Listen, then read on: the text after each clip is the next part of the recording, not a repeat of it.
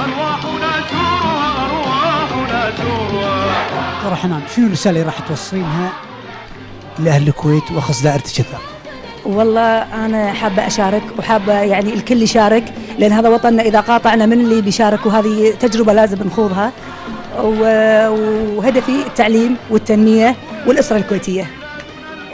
أبي إن شاء الله إذا الله كتب نسن قوانين ونشرع قوانين للأسرة الكويتية وللحفاظ على تماسكها وترابطها.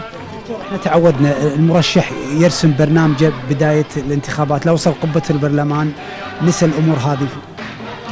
لا إن شاء الله يعني إحنا نتأمل وإن شاء الله خير، وادعونا إن الله يعني يوفقنا.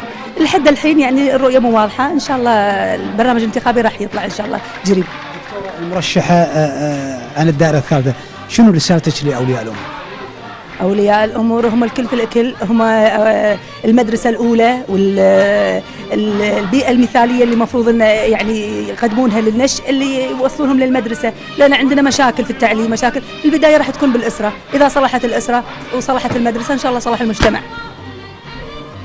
متفائلين فيك الدكتورة حنان محمد السعيد مرشحة الدائرة الثالثة، بس احنا قاعد نشوف وين المثقفين من النساء ما قاعد نشوفهم.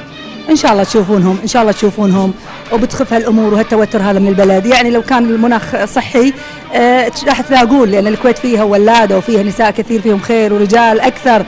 وإن شاء الله الأمور الجاية إن شاء الله، إحنا لما قابلنا الأمير صراحة هو اللي أعطانا تفاؤل للمستقبل ولمستقبل الكويت، هذا اللي يعني يشجعني. أنا من مقابلة سمو الأمير من أول أمس أنا فكرت بإني أرشح نفسي، بنساعده بنعينه بنتكاتف كلنا. إحنا مع الحكومة، الحكومة حكومتنا هذه، مو حكومة جايتنا من برا، حكومتنا لازم نحط إيدنا في إيدها عشان نصلح. هذا اللي أنا أتمناه إن شاء الله وإني أوصل. حنان 1/12 الإرث الديمقراطي، لو وصلتي قبة البرلمان بإذن الله أول قرار راح تشرعينه شنو؟ إن شاء الله بالعرس الديمقراطي إن شاء الله كلنا عرايس وعروسات ومعاريس إن شاء الله، وإن شاء الله خير يا ربي، إن شاء الله كل اللي في صالح المجتمع إن شاء الله نسوي إن شاء الله.